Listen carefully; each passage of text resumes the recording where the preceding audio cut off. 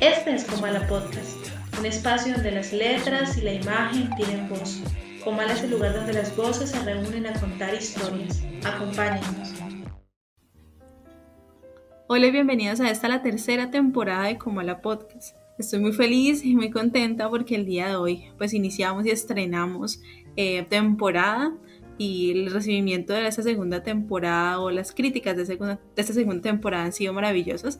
Así que vamos a iniciar con todo. Como siempre estoy acompañada de mi compañero Jorge. Hola Jorge, ¿cómo te encuentras?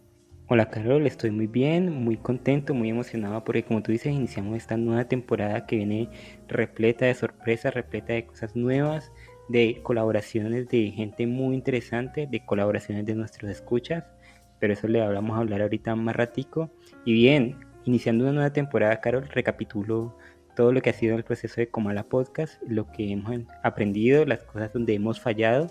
Recuerdo el primer capítulo donde tú estabas aquí en Cali y yo allá en Bogotá muerto de frío y lo grabamos como pudimos y salió lo que salió. Por ahí lo pueden escuchar y nuestra evolución, así que me da un poquito de nostalgia, pero también me da muchas fuerzas para seguir adelante. Así que muy emocionado y cuéntame, ¿tú cómo estás? Estoy muy bien, Jorge, y sobre todo, pues quería hacer como el par en el camino para contarles por ahí algunas cositas que tenemos pendientes por anunciar, y sobre todo para decirles que esta tercera temporada viene con algunas sorpresas, algunos agregados que vamos a estar haciéndole a este podcast, que es el principal. Uno de estos es Voces de Comala. Claro, Voces de Comala es una iniciativa que ya hemos estado mostrando por las diferentes redes sociales. Si no las conocen, estamos en TikTok, Twitter, Facebook, estamos en YouTube también y estamos en Instagram, donde subimos constantemente contenido, y allí ya hemos puesto las publicaciones acerca de Voces de Comala, que básicamente es una sección donde queremos que nuestros escuchas participen. De esta manera hemos abierto un canal donde cada persona nos puede enviar un audio de máximo 1 minuto, aunque si se pasan un poquito del minuto tampoco pasa nada, donde nos cuenten acerca de un libro, una película, un cuento, nos reciten un poema o simplemente nos digan una opinión acerca de los temas que tratamos en el podcast, temas que quisieran que tratáramos, y bueno, en general todo lo que nos quieran contar puede ir allí en Voz de Comala. Así que el número al que pueden enviar sus notas de voz es 313-655-3724. Les recomiendo que lo hagan en un espacio donde no haya mucho ruido y no extenderse mucho, porque la dinámica es que varias personas participen y que, bueno, y que el podcast no se vuelva algo así súper largo. Sin embargo, todos los que lo envíen podrán aparecer en Voces de Comala, así que los invitamos a que estén allí para conocernos un poquito más y crear comunidad a través de Comala Podcast. Sí, claro, Jorge, pero además de esos agregados también quería pues hacer como el recorderis, informándoles esos espacios que nosotros estuvimos abriendo, por ejemplo los jueves, donde tenemos el espacio después de Comala, donde nosotros respondemos las preguntas que ustedes nos han enviado en el transcurso de la semana sobre el tema que tratamos o que lanzamos los sábados, porque todos los sábados estamos lanzando capítulo estreno. Sí, esas cosas van a seguir el después de Comala, van a seguir los invitados, porque esta tercera temporada tenemos muchos invitados, invitados internacionales, invitados de otras disciplinas que, bueno, alejado un poquito de la literatura y del cine, pero que estamos seguros nos van a dar una excelente charla, así que los invitamos a que estén pendientes. Y Carol, yo creo que hay otra cosita más que decir a nuestros escuchas, ¿no te parece? Antes de comenzar con el programa. Sí, Jorge, para que este proyecto continúe, quería pues comentarte y comentarles que necesitamos de tu colaboración, de ustedes como escuchas. Para esto abrimos diferentes canales donde pueden hacer donaciones al proyecto. Este proyecto es un proyecto que es gratuito, que es un proyecto independiente, pero así queremos seguir creciendo como podcast, teniendo como la oportunidad de seguir mejorando la calidad de nuestros productos, y por eso les pedimos que por favor hagan sus donaciones pues al proyecto, y tendrán más información en las diferentes redes sociales. Claro, todas estas donaciones, Carol, son voluntarias. Quien quiera hacerlas, bienvenidos. Si no, pues todo el contenido va a seguir siendo totalmente gratuito a través de nuestras redes, a través del podcast sobre todo. Pero sí quisiéramos este tipo de colaboraciones, si se pueden hacer, porque tenemos muchas ideas de ir a grabar a lugares, de hacer muchas cosas. Y por el tema monetario a veces nos quedamos como en lo básico. Así que, bueno, esto es un proyecto que inició sin estas pretensiones, pero que a medida que ha ido evolucionando vamos viendo que se hace necesario. Así que cualquier ayuda va a ser bien recibida, y como dijo Carol, en las redes sociales va a estar toda la información de cómo pueden hacerlo, y si quieren hacerlo o si tienen alguna duda nos preguntan a través de los chats de las redes sociales, que ahí les estaremos dando toda la información. Así que, Carol, creo que nos alargamos un poquito con todos los avisos, pero bueno, había que hacerlo. En esta primera temporada tenemos muchas cosas nuevas y tenemos que hacerlo. Así que, ¿qué te parece, Carol, si hablamos acerca del tema que vamos a tratar en nuestro primer capítulo de la tercera temporada? Sí, Jorge, en esta ocasión vamos a hablar de la revolución. Pero te propongo algo, Jorge, como este espacio se alargó un poquito porque no mencionamos las obras y los temas como las variantes a tratar dentro de la sesión misma. ¿Te parece? Me parece muy bien. Comencemos entonces. Comencemos.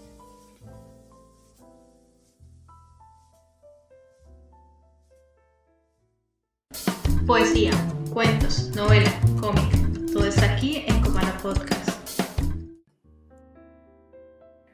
Bueno, Carol, aquí en nuestro primer capítulo de la tercera temporada y nuestro capítulo 40 en general, vamos a hablar del tema de la revolución, en contraposición de nuestro último capítulo de la segunda temporada, que hablamos del tema de la dictadura. Y para ello, en nuestra sesión de literatura tratamos 2 obras. La primera, Tengo un sueño, el discurso tan conocido y tan escuchado por todos nosotros de Martin Luther King, y Revolución, de Sławomir Mrożek, un texto corto pero sustancioso que Carol nos va a decir de qué trata. Listo, Jorge. Este texto nos habla sobre un personaje que un día se levanta y observa su cuarto. Hay un armario, una mesa y una cama. Y se da cuenta que la forma en cómo están organizadas las cosas no le gustan. Entonces empieza a voltearla, a acomodar a su gusto esas cosas, pero entonces pone primero la mesa y después la cama y por último el armario, y se cansa de verlo así, y luego pone después la cama en medio de la mesa y después el armario, y se da cuenta que por cómo está organizada las cosas no puede llegar a la cama, entonces decide dormir dentro del armario. En el armario se incomoda y después sale del armario y duerme en la cama. Bueno, es toda una revolución que inicia este personaje. Y al final del texto, es un texto corto como tú dijiste, pero sustancioso, ya casi finalizando el texto, nos da esta máxima: cuando el inconformismo no es suficiente, cuando la vanguardia es ineficaz, hay que hacer una revolución. Entonces yo creo que esa oracioncita podemos estar tocándola con mayor profundidad dentro del análisis de estas obras. Y eso es a grandes rasgos revolución.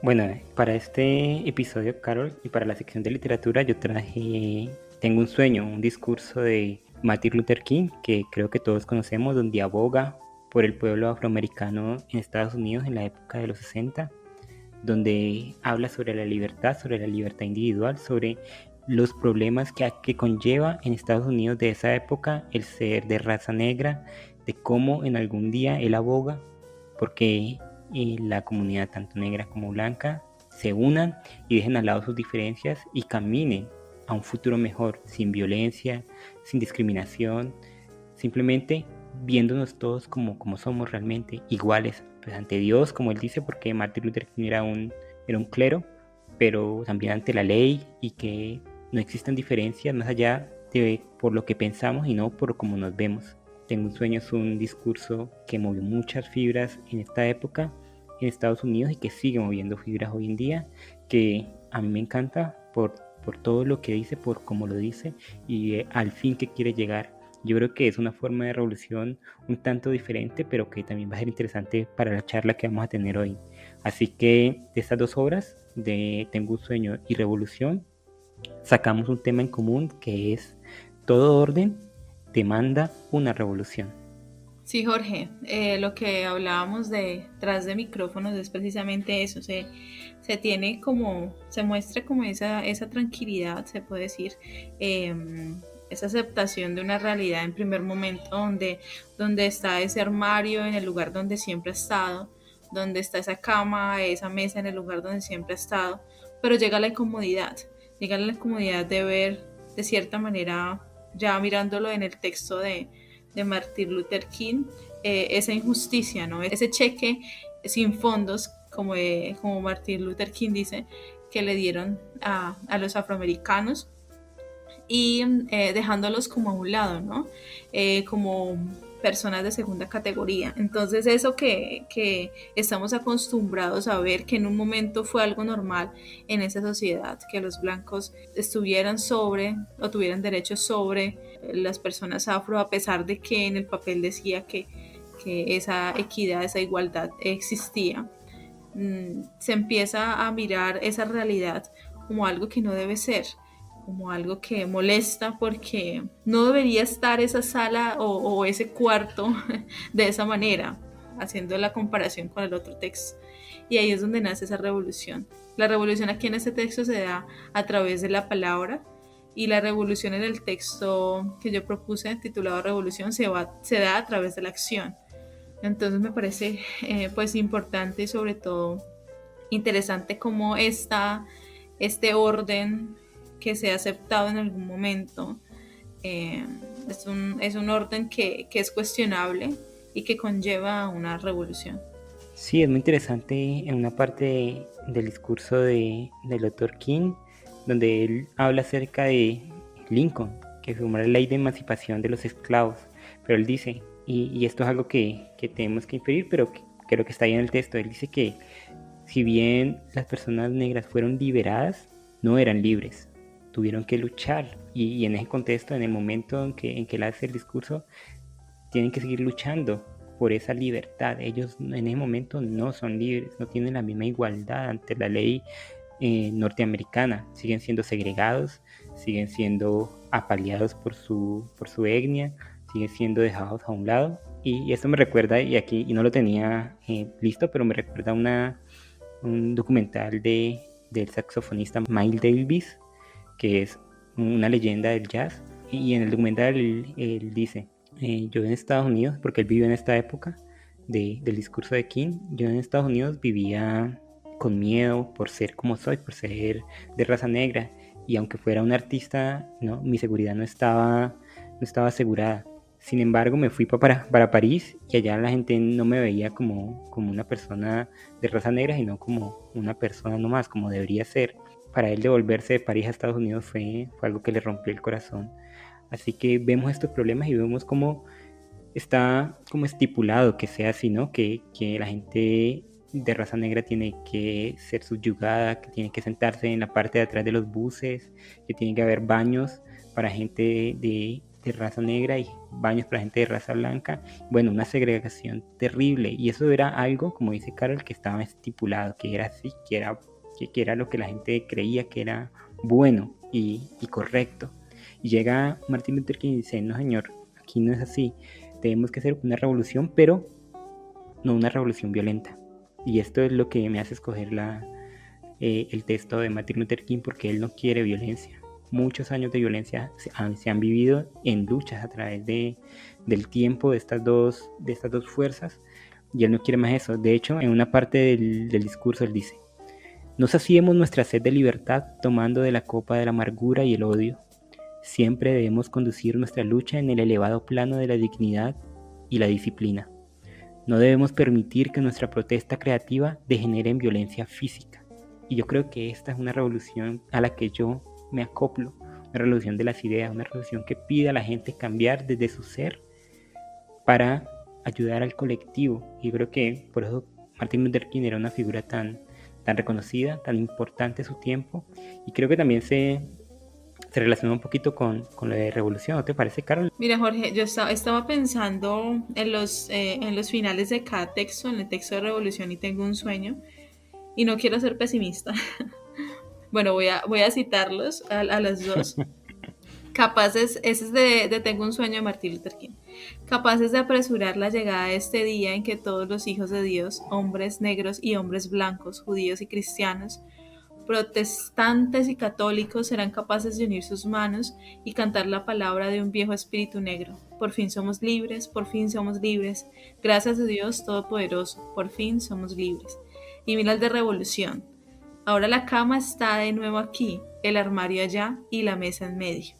Así inicia el texto, precisamente como de la misma manera en que se organizó en el inicio del texto, la cama, la mesa, el armario, se encuentra y finaliza el texto con el mismo orden, con que las cosas estaban en el mismo lugar donde las cosas estaban al inicio. Y cuando me consume el aburrimiento, recuerdo los tiempos en que fui revolucionario. Estaba pensando un poco que, bueno, el tema de nosotros es todo orden demanda una revolución. ¿Cómo saber? Si ese orden demanda una revolución, necesariamente después de que se revolucione eso que se está pidiendo revolucionarse, las cosas van a llegar a un punto donde va a haber otra vez de nuevo esa quietud, ese orden, y lo pongo entre comillas.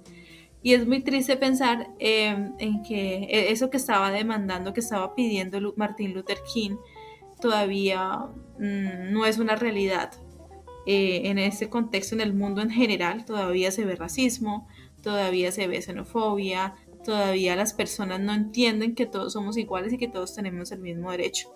Todavía esa cama sigue estando en el mismo lugar, todavía ese armario sigue estando en ese mismo lugar y la mesa también. Entonces, el acto revolucionario en sí, para mí sí sirve de algo, despierta ese pensamiento, hace que las personas despierten de cierta manera de ese letargo, pero hasta dónde se logra, hasta dónde se logra llegar, no sé cómo explicarme bien, cómo esta revolución, o de qué manera esta revolución puede lograr o tener un fin, no sé cómo explicar. Último, me imagino. Sí, cómo eso se convierte en una realidad, cómo ese sueño de Martin Luther King por fin puede ser una realidad, cómo esa revolución puede lograr lo que él quería, si esa cama, como digo, sigue estando ahí con ese mismo armario y esa misma mesa, si en este siglo donde nosotros vivimos todavía sucede lo que sucede, todavía un policía blanco le pone un pie encima de la cabeza a una persona afro y lo mata, o una mujer latina también es muerta a manos de un policía blanco. Entonces, o de una persona blanca en general, donde hay racismo, donde otra persona tiene esa potestad de tratar a la otra como quiere, por el simple hecho de ser distinto. Varias cosas dijiste, yo estoy totalmente de acuerdo contigo. Creo que el sueño de Martin Luther King, si bien no se ha llegado a un total, creo que ya casi llegamos a ese momento. Sí, en el mundo sigue habiendo segregación, en el mundo sigue habiendo racismo, sí, pero no es la regla. No es la regla como lo era en los años 60 en Estados Unidos. Y bueno, en el mundo ya se ha realizado un enorme cambio en materia de derechos civiles. Y la gente, si bien no es totalmente pues libre como él quería, porque también es un poco utópico el texto de él, sí hemos llegado a una conciencia de decir, la mayoría de personas al menos, bueno, esta persona no la vamos a juzgar por su raza, por su sexo, por su orientación sexual, sino por lo que dice, por lo que piensa y como por un ser humano íntegro, no por nada más. Creo que eso lo hemos conseguido y lo estamos viendo últimamente. Que se lleva a extremos o no, ya es totalmente diferente, y que hayan personas particulares que lamentablemente realicen actos como el de George Floyd o esta mujer que tú nombras, es algo fuera de la norma, y cuando sucede, como pasó en estos dos casos, todo el sistema penal, todo el sistema judicial y la sociedad pues acomete contra ello. No es algo que la gente diga, bueno, pasó y listo, qué bien. No, lo de George Floyd también fue podría decir, una revolución que hizo visible un montón de cosas y que nos mostró cómo está la sociedad, cómo está y cómo cómo actúa frente a ese tipo de actos. Y todo el mundo lo estábamos reprochando, obviamente lo estábamos reprochando. Sin embargo, yo creo que el fin último de toda revolución, Carol, es la quietud. Es buscar un estado como este en el que estamos viviendo, donde ya todo esté más o menos tranquilo. El mundo no es una utopía y nunca lo va a ser, pero ya todos somos iguales ante la ley, todos tenemos los mismos derechos, y meternos a los entresijos de eso, de que si se cumple o no, es otra cosa, pero sí se está llevando a cabo ese tipo de reformas. Entonces yo creo que va a llegar un punto en que ya tanto lo que King dijo se apacigüe, sea así, que yo creo que ya estamos cerca. Y como dice Slawomir Mostrek en Revolución, todo vuelve a la normalidad. Y esa normalidad yo no creo que vuelve a lo mismo de antes, sino vuelve a una paz, a una quietud. Y en esa quietud, Carol, van a haber otros motivos para hacer otra revolución. Ya no van a ser ni la segregación por la raza, ni por el sexo, ni por nada.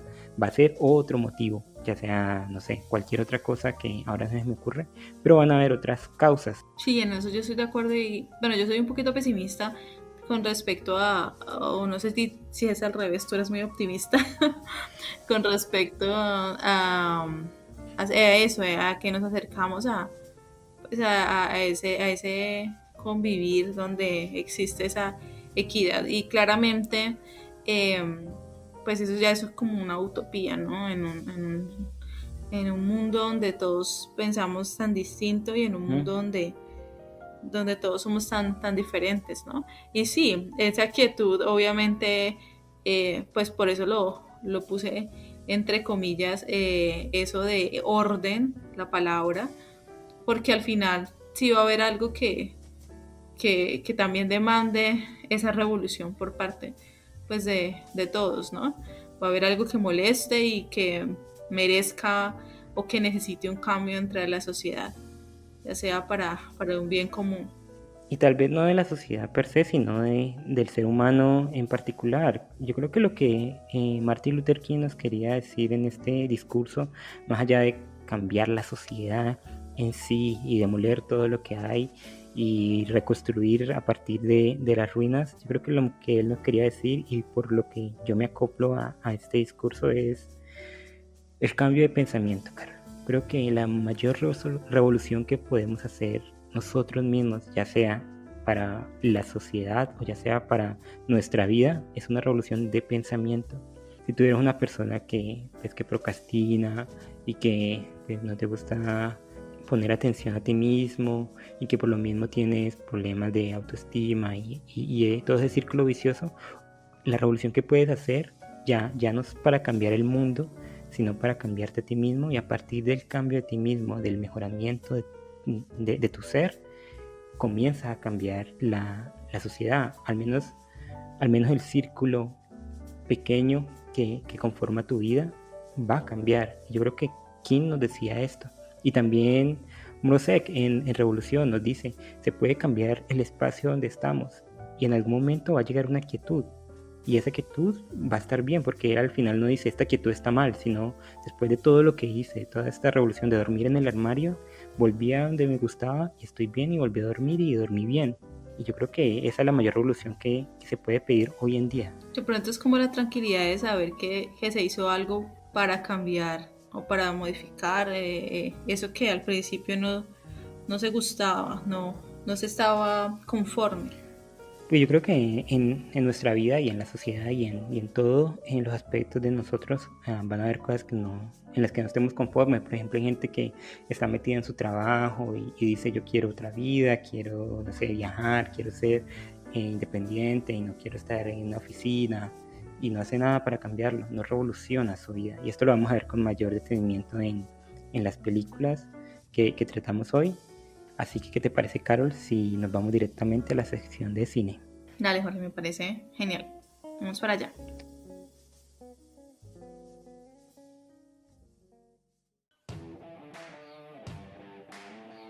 Llevamos algún tiempo compartiendo buenos ratos contigo, en los que hablamos de temas que nos apasionan. Queremos seguir entregándote el mejor contenido cada semana, y para ayudarnos a conseguirlo no existe mejor patrocinador que tú. Te invitamos a realizar tus colaboraciones a través de Nequi, PayPal y DaviPlata. Encuentra toda la información en nuestras redes sociales para que continuemos compartiendo excelentes momentos y muchas horas de compañía. En Comala Podcast, todas las voces cuentan historias.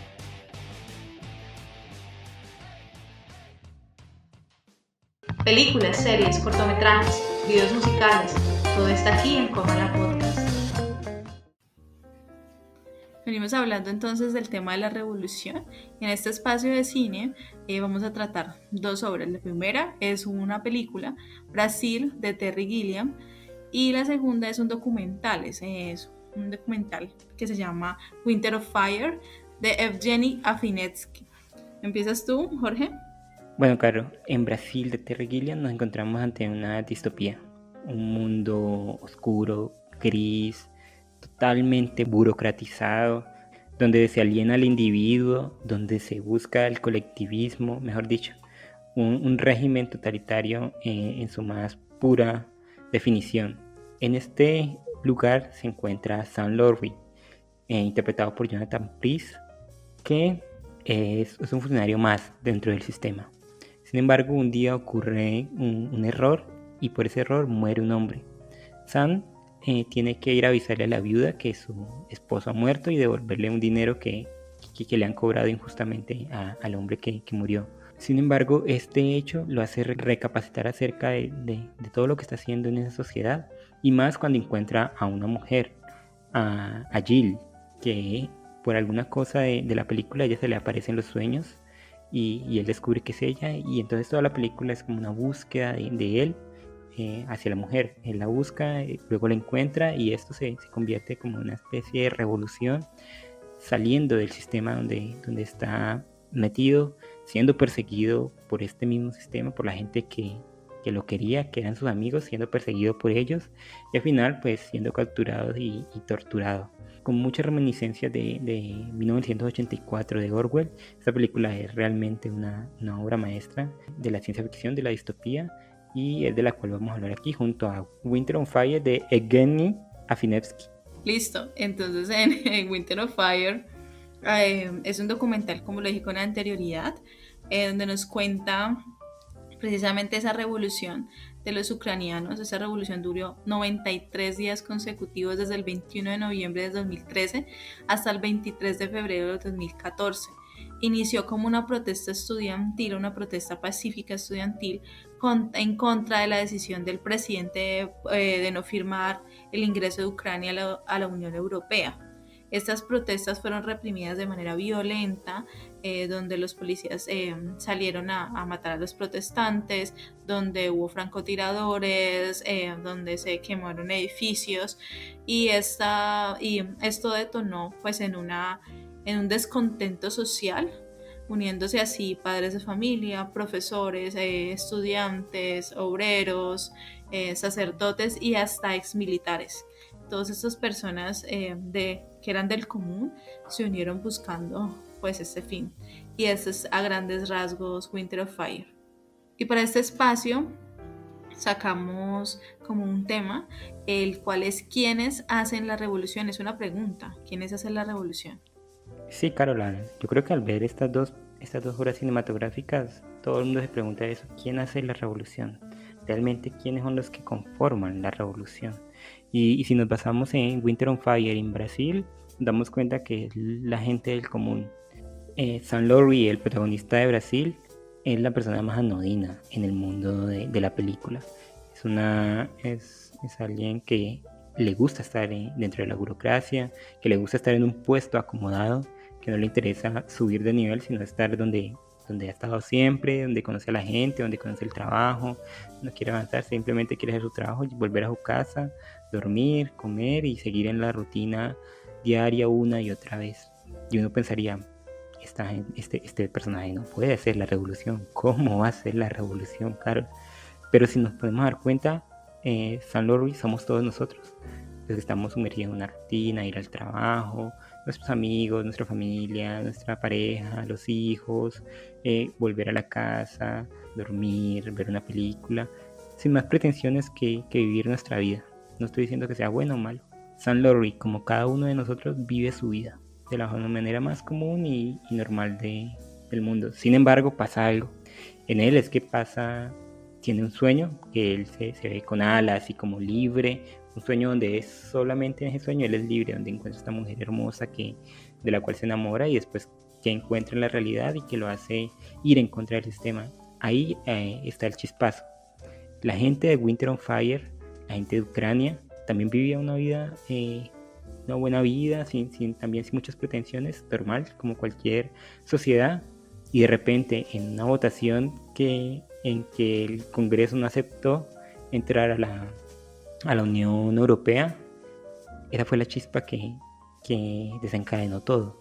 Y es interesante ver el documental porque nos presenta desde el primer día, hay registros desde el primer día en que la gente comienza a reunirse en la plaza, como, bueno, ¿qué está pasando aquí? Vamos a la plaza, a través de Facebook, que pusieron citas, y todos estaban ahí como, bueno, esto es, marchemos o manifestémonos en contra del gobierno, sin saber que ese era el primer día de 90 días de batalla, donde iba a haber muertos, donde iba a haber una revolución de la gente normal, de la gente común, sin partidos políticos, porque llega la gente de la oposición y los sacan, y todos luchando por un bien común que creo que es loable en este tipo de revoluciones.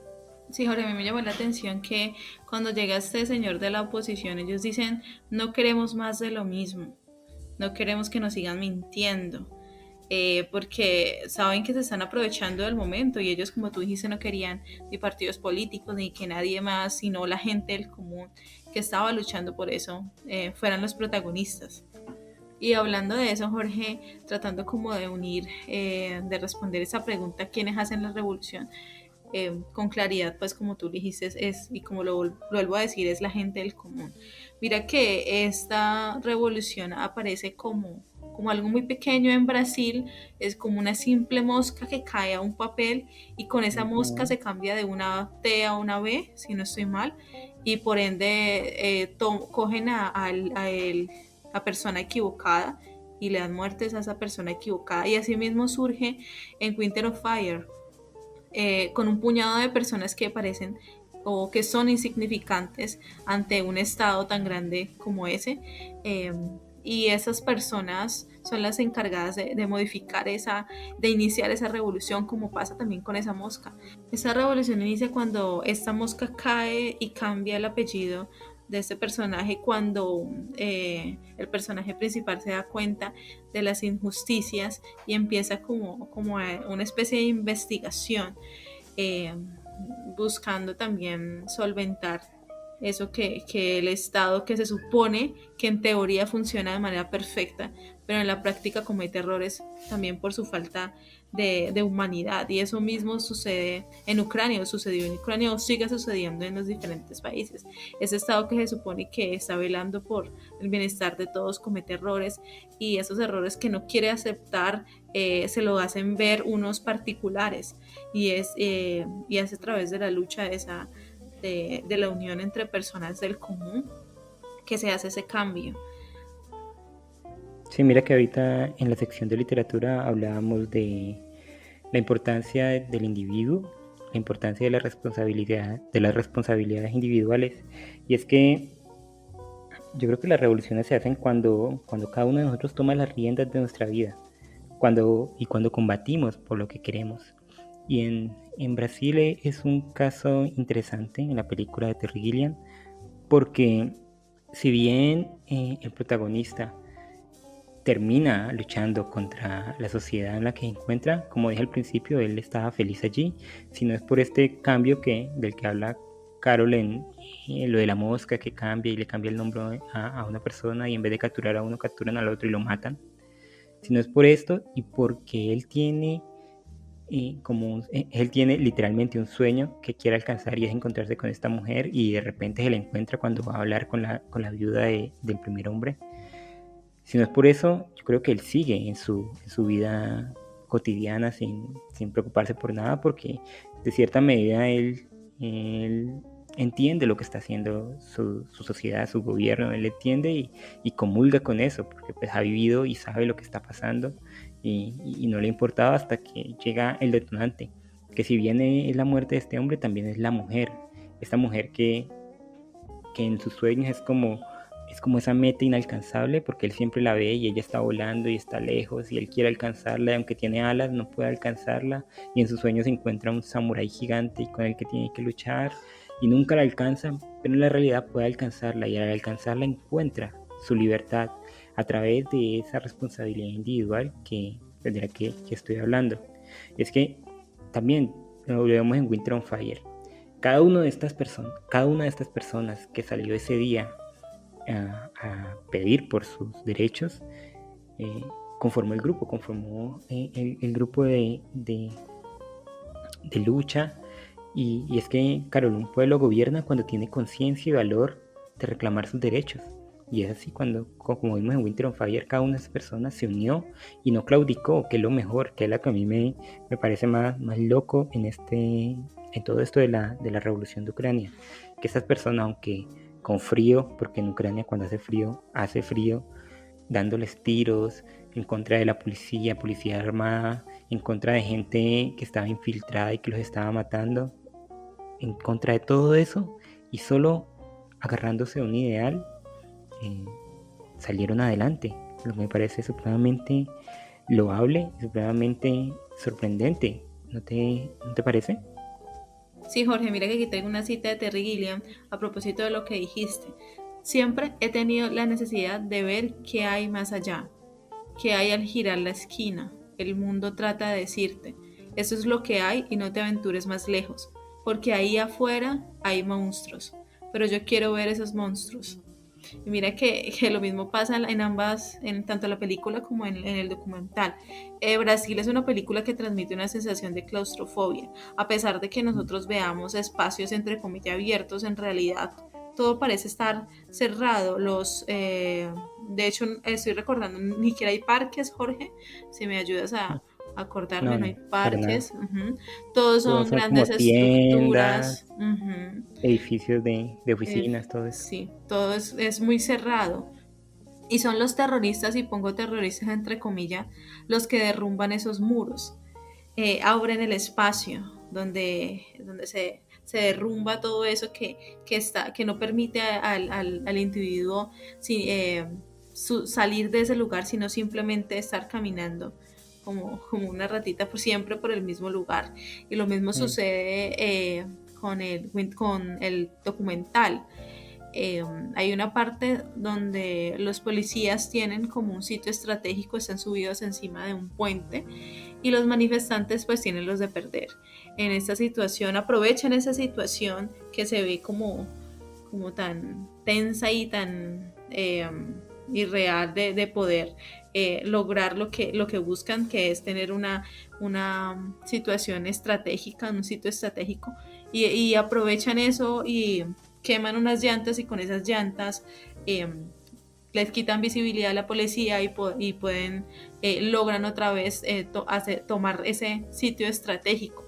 Y mira que en ambas y conquistan ese lugar, y en ambas filmes, en ambas películas, tanto en la película de Brasil como en Winter on Fire, no hay otra forma, o bueno, se supone que ya en la parte de hablar, de conciliar a través de la palabra, de mostrar pues de como a las buenas, entre comillas, eso ya como que esa parte ya no existe, ya está lo que se ha impuesto, ¿no?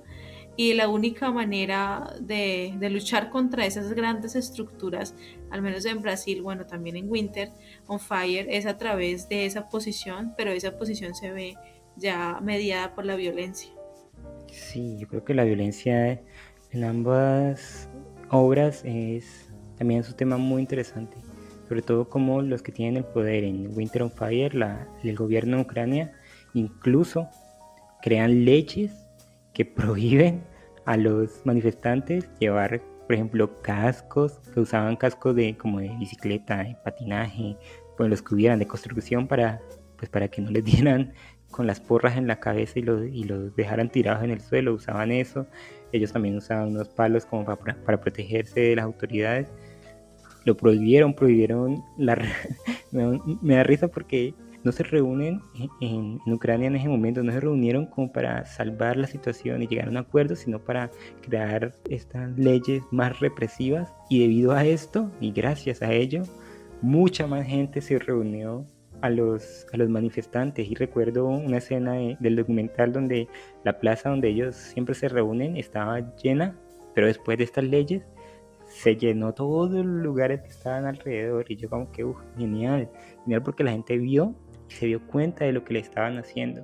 Sin embargo, en Brasil, yo creo que estas leyes del gobierno han llegado a un punto, y esta violencia que suponen estas leyes ha llegado a un punto tan absurdo, y por eso la comparación con Kafka y con la obra de Kafka no es gratis.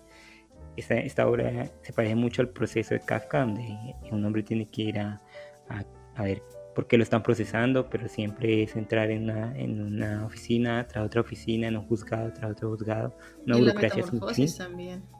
En la Metamorfosis, en El Castillo, por ejemplo. Bueno, en general es una obra bastante kafkiana. Brasil, que eso no es un análisis muy profundo de mi parte, sino que se vea a leguas, que nos deja ver cómo ese pueblo, esa comunidad, toma como lo más normal del mundo que haya un atentado. La escena donde él está comiendo con la mamá y con unas amigas, y de repente hay un atentado en el restaurante y hay gente muerta, y lo único que hacen es componer como una madera y una separación para que no vean los horrores de lo que está pasando, y mientras tanto por allá gritan, y ellos están comiendo allí su comida asquerosa que les sirvieron. Entonces todo eso es como que se nota esa violencia, se nota a dónde iría el mundo de Winter of Fire, de Ucrania y en general del mundo, si este tipo de políticas se tomaran como algo normal, como algo bien, si esta violencia institucional se volviera la norma. Entonces es muy interesante por esa parte. Sí, en Brasil se muestra lo bonito, ¿no? Lo que la gente quiere ver. Entonces por eso ponen ese biombo para dejar de lado esos muertos y los pedazos de las personas. Y eso precisamente, bueno, la película es una película que yo te dije, Jorge, al inicio, antes de empezar el podcast, detrás de micrófonos, que era una película que yo no sabía si me gustaba o no, que era molesta de ver, que me causaba molestia. La estética es bueno, sus primeros planos donde uno se ve como tan invadido, ¿no? Que ve la cara de los actores encima de uno, para mí es molesto, es como quitarle el espacio personal. Entonces, a propósito de esto, nos quieren vender siempre en Brasil, y también en el documental de Ucrania, de Winter of Fire, esa mentalidad que las personas tienen que acomodarse a lo que de cierta manera el Estado le proporciona, ¿no? Y una de las como datos curiosos de la película cuando se estaba filmando, el final lo querían quitar. En el final de Brasil, este protagonista lo llevan como a un interrogatorio y lo torturan, y se supone que él termina logrando escapar y termina con su amor en un lugar pues muy hermoso, en el campo, fuera de todas estas ataduras, pero en realidad esa persona está alucinando. Se encuentra o sigue todavía en ese lugar donde lo están torturando, y ya no es persona, es alguien que simplemente está ahí como viviendo, y que solamente es libre a través de esa alucinación, o en el caso de toda la película, a través de los sueños. Y aquí Terry Gilliam, voy a volverlo a citar a propósito sobre un montón de problemas que surgieron alrededor de esa película Brasil, porque incluso no fue estrenada en el cine, sino que él pidió como una licencia para ser estrenada en espacios culturales, si no estoy mal, ahí me ayudarás, Jorge, y fue estrenada en cine. Entonces fue como una película vista por muchas personas, y fue pirateada, y bueno, etcétera, etcétera. Entonces nos dice: la mentalidad del estudio de Hollywood es que los americanos son estúpidos. Ellos tratan de bajar el listón tanto como se puede hasta alcanzar a lo que creen que es un público idiota. Y yo siempre he creído en la inteligencia de la audiencia. Pero si alimentas a la gente durante el tiempo suficiente con comida para bebés, a ellos les acabará gustando. Y es verdad, ese orden que se nos presenta, el orden que hablamos en la parte de literatura, que se nos presentan como un orden único, que se nos presentan como el orden, que la única opción, lo que se debe aceptar. Y se ve que en la revolución, como tú dijiste, cuando ponen esas leyes, las personas sacan más fuerza de donde no tienen para luchar contra eso que obviamente está atentando contra sus derechos. Sí, Carol, hay que recordar que Terry Gilliam hacía parte de los Monty Pythons, ese grupo de cómicos ingleses que nunca se quedaban con nada y que eran contestatarios ante todo. Entonces, pues ser transportados o al menos él se transportaba a la sociedad americana, que es tan puritana, tan llena de cositas. Creo que fue un choque y por eso incluso creo que hay un documental donde cuentan todo lo que pasó en la filmación de la película y todos los problemas que hubo para sacarla tal como el director quería, que lo pueden buscar. Les quedo viendo el nombre, pero hay un documental acerca de eso. Y yo te iba a preguntar, Carol, para ya terminar, comparando el final de Winter on Fire, donde nos dicen que después de esta revolución que hubo en Ucrania, el que era presidente se fue clandestinamente para Rusia, allá lo acogieron, y desde allá el presidente Vladimir Putin mandó tropas a las fronteras con Ucrania y se volvió una pelea mucho más cruenta de lo que había sido en la propia Ucrania, matando a un montón de gente, en unión con gente de Ucrania que no querían estar, que no querían estar en ese momento en la Unión Europea. ¿Qué piensas tú de ese final, o de ese final entre comillas de la revolución en Ucrania, junto con el de Brasil, que también es como un poco deprimente, donde el protagonista se queda mirando al vacío, metido en sus ensoñaciones y al final gana esta sociedad tan terrible que nos muestra? Pues Jorge, yo creo que ese final, pese a que el final de Brasil se acopla perfectamente a la realidad, ¿no? Se deja a un lado ese final que se había propuesto de hadas, donde el amor lo puede todo y se muestra una realidad cruda y cruel como es en realidad. Entonces ese es un final que sí que es acorde a lo que está sucediendo, es un final que muestra una problemática que sobre todo incita a la revolución.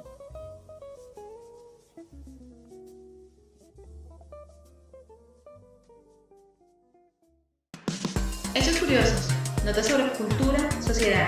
Todo está aquí en Cubana Podcast. Bueno, Carol, en nuestra última sección, aquí en nuestro capítulo número 40 de Comala Podcast y el primero de la tercera temporada, te voy a hablar de un dato curioso que es preocupante, pero antes que nada quiero preguntarte, ¿qué tal duermes tú? Pues bien, sí, quisiera dormir un poquito más, pero ya con la vejez hace que me levante a las 6 en punto o antes, porque ya, digamos, ya tengo ¿cómo se dice? Una rutina. Como un hábito, una rutina, exacto, de levantarme a cierta hora, entonces lo máximo que puedo es como 6:30. Para los oyentes, Carol no está nada mayor. Cualquiera que la escuche dirá que tiene 60, 70 años, pero no, es una muchacha muy joven, pero pues ella dice ese tipo de cosas. Y yo te iba a preguntar, Carol, también, ¿qué tal son tus sueños? ¿Son buenos sueños? ¿Tienes o no? Pues se dice que sí, que todo el mundo sueña un montón todos los días, que no se acuerda de nada al otro día, pero y a mí me pasa exactamente eso, no, casi nunca recuerdo lo que he soñado. Tú duermes directo, te acuestas y hasta el otro día. Sí.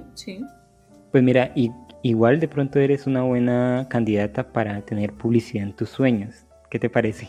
No, gracias. Ya tengo suficiente con el día. Todos los días me bombardean por todo lado publicidad.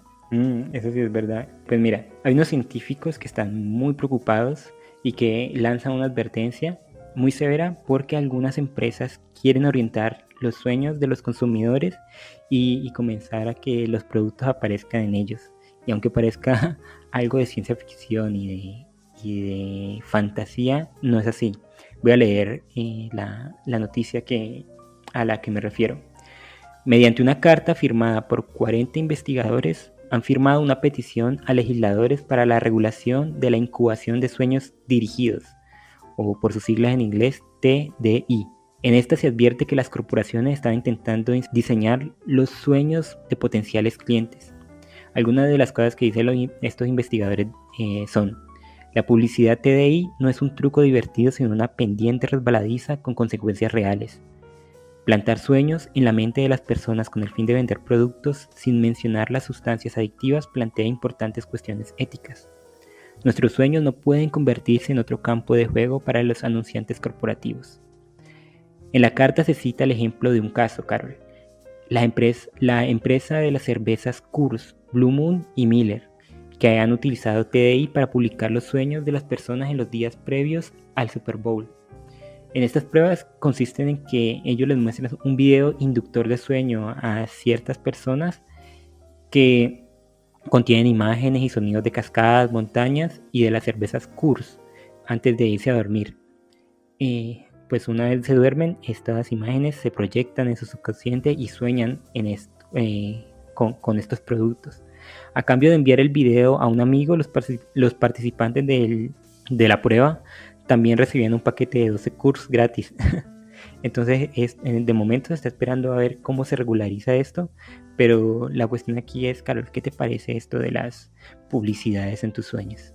Me parece algo alarmante y difícil de creer, porque se supone que es un espacio donde uno pues va a descansar de todo el día, de todas esas imágenes que le presentan, de toda esa realidad que le venden y tener que estar durmiendo y tener que ver más de lo mismo. O sea, no sé hasta qué punto los efectos colaterales ya de la parte de la psicología de la persona pues se ve afectado. Estaba pensando en este capítulo de... bueno, entonces yo me hago la pregunta de ¿será que se puede hacer lo mismo para uno aprender algo? Digamos, si se están vendiendo pues algún producto en el sueño, ¿por qué no poder aprender, por ejemplo, un idioma a través de ese método? Me acuerdo de este personaje de caricatura, Dexter, que aprendió francés cuando puso una cinta y solamente se quedó en un solo lugar. Omelette du fromage. Omelette du fromage. Estaba pensando en eso. Todo el mundo, y en la escuela todo el mundo está enamorado del el idioma del amor. Dilo Omelette du fromage. Sí, muy chistoso, no me acordaba de eso. Pues mira, eso está como que antes se vendían mucho eso, mucho que si ponías una cinta y era para el tema de los idiomas, ¿no? Ponías un curso de inglés mientras dormías, podías aprender inglés a través de tus sueños. No sé si era verdad, creo que no, porque eso no se sigue haciendo y porque se ha demostrado, creo que es una mentira y una publicidad engañosa. Sin embargo, Carol, esto que de la publicidad en los sueños, y como lo presentan aquí en la noticia, ¿no te parece que es un poco invasivo? No sé, un poco... No, para nada, sino un poco tomado por los pelos. Me parece que estos investigadores, no sé, no viven en el mundo real, porque todo el día, Carol, todo el hijo de madre día en las redes sociales, en televisión, cuando sales, todos los días, todo el día estás bombardeado por publicidad. Siempre. Si veas una película, vas al cine, vas a tener que ver la publicidad, escuchas YouTube o ves YouTube, te va a salir publicidad, escuchas un podcast, te va a salir publicidad. Bueno, publicidad por todos lados. Entonces yo creo que los impulsos de publicidad ya están en nosotros. Y no es raro que de repente soñemos en Coca-Cola o con algo. ¿Hasta dónde está el límite? Yo creo que eso ya está pasando. Exacto. Eso, yo creo que la sociedad ya se ha vuelto en eso. Como que ya hay una sobrecarga de publicidad en todos y cada uno de nosotros. Y que una empresa lo lleve al terreno de los sueños, creo que y está perdiendo dinero, está perdiendo recursos en investigación, porque muy bien podría crear campañas virales a través de las redes sociales donde su producto se vea mucho.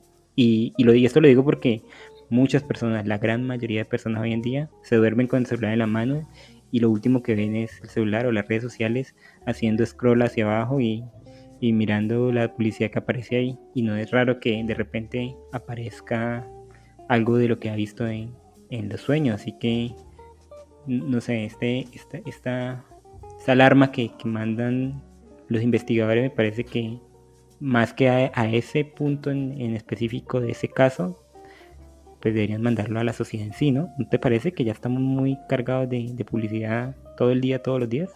Sí, cómo descontaminarnos un poco Uy, de toda esa información sí, que nos entregan diariamente. Bueno, este podcast es libre de publicidad, Jorge.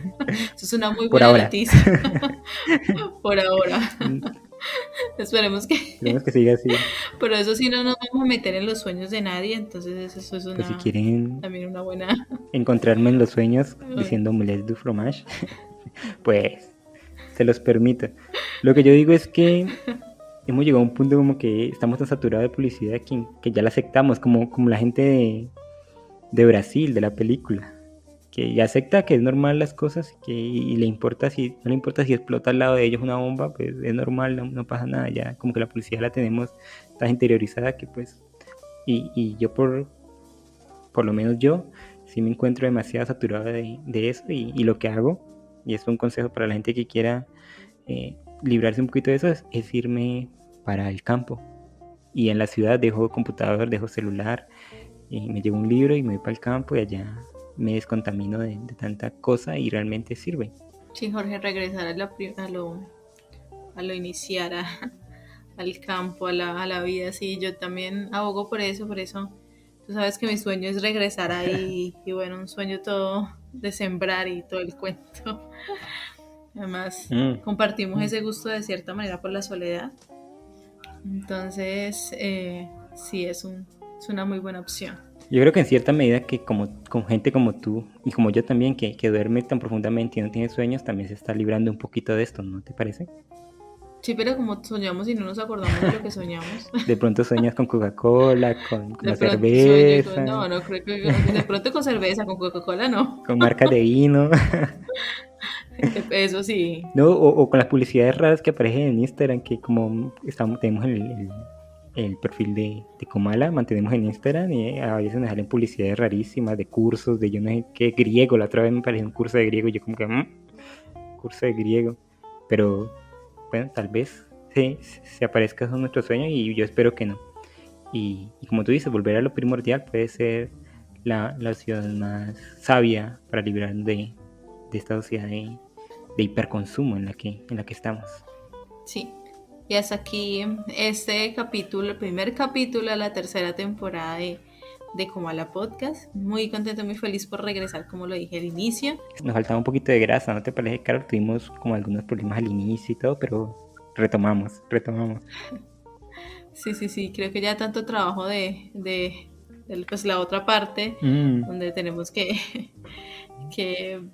pues valernos por nosotros mismos ahí ya. Si es que tuvimos un mesecito larguito de descanso entre comillas, porque también estuvimos trabajando en el podcast, pero Sí. como que se nos llenaron de óxido las ruedas, pero Ya volvimos con toda y sobre todo pues a invitarlos a escuchar, a darse un paseíto, una vueltica por los anteriores capítulos de las anteriores temporadas, a que nos escuchen, que nos manden sus comentarios, que nos dejen sus comentarios en redes sociales sobre este nuevo capítulo para que estemos hablando el día jueves en el espacio después de Comala. Y sobre todo también acordarles que están también en las redes sociales el número donde pueden enviar los audios para agregarlos a los distintos capítulos estreno.